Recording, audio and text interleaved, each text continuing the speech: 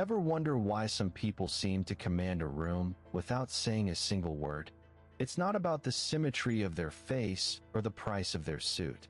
It's an invisible frequency they radiate, a quiet, immovable center that makes everyone else feel like they're spinning in circles. In a world addicted to outrage and main character syndrome, the most attractive thing you can be is unshakable. That is the heart of Stoicism. It's not about being a cold statue. It's about being the person who doesn't need external applause to feel whole. Here are 7 habits rooted in Stoic philosophy that will transform your presence. 1. The art of the pause. Most people react like pinballs. If someone cuts them off in traffic, they honk. If someone insults them, they snap back. This makes you predictable and easy to manipulate. The habit: when a stimulus hits you, a rude comment, a stressful email, or a sudden setback, wait. Marcus Aurelius believed that the best revenge is to be unlike him who performed the injury. By creating a 3-second gap between a situation and your response, you demonstrate a rare level of self-mastery. Why it's attractive? It signals that you are in control of your emotions, rather than your emotions being in control of you. People feel safe and intrigued around someone who isn't easily rattled. 2. Radiating a more fatty love of fate. We all know that person who complains about everything: the weather, the Wi-Fi, the taxes. It's exhausting. The Stoic alternative is a more fatty, not just accepting what happens, but embracing it. The habit: stop labeling events as bad. If it rains on your date, don't grumble. Enjoy the moodiness of the atmosphere. If you lose your job, see it as the universe forcing a pivot you were too scared to make. Why it's attractive? Optimism is a magnet.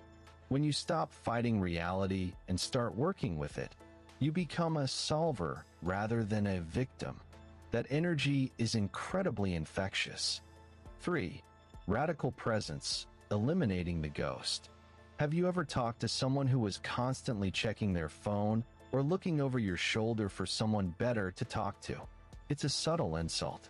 Stoics believe the present moment is the only thing we actually possess. The habit: give people your undivided attention. Lock your phone away. Listen not to respond, but to understand. Treat the person in front of you as if they are the only thing that exists in the universe for those 5 minutes. Why it's attractive? In a distracted world, focused attention is a luxury.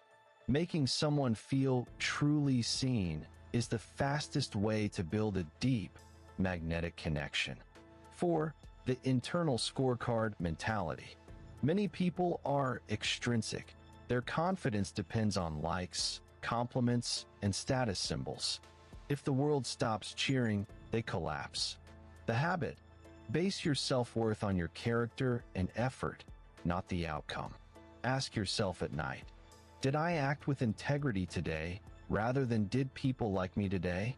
If you did your best and acted honorably, the result is irrelevant. Why it's attractive? This creates a grounded vibe. When you don't need validation, you paradoxically get more of it. People can sense when you aren't fishing for a compliment, and it makes your confidence feel authentic and sturdy. 5. Voluntary hardship. Comfort makes us soft, and softness makes us anxious. The Stoics practiced rehearsing poverty or physical challenges to remind themselves they could survive anything. The habit: periodically do things that are uncomfortable. Take a cold shower, fast for a day, or walk instead of driving. Why it's attractive? It builds a ruggedness in your personality. You develop a can-do aura. When things go wrong in a group setting, you're the one who isn't panicking because you've already practiced being uncomfortable. 6. Speaking less, saying more.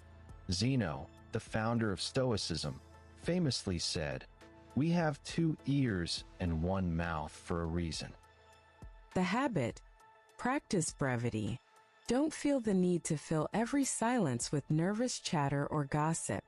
Speak only when what you have to say is better than silence. Why it's attractive.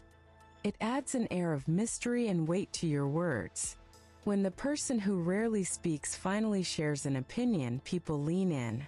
It suggests that you think before you act, a trait of a leader. 7. Memento mori, the humble perspective. This sounds dark, but it's actually the ultimate ego killer. Remembering that you and everyone you love will eventually die puts petty dramas into perspective. The habit, before you get angry about a minor social slight or a bruised ego, ask, will this matter on my deathbed? Why it's attractive. It removes pettiness. A person who doesn't get caught up in small-minded drama, who forgives easily, and who appreciates life because they know it's fleeting, has a glow that others can't quite explain. You become the calm in the storm. Stoicism isn't about being perfect. It's about being intentional. Which of these habits feels like the biggest challenge for you right now? Would you like me to help you create a 7-day Stoic challenge to put these into practice?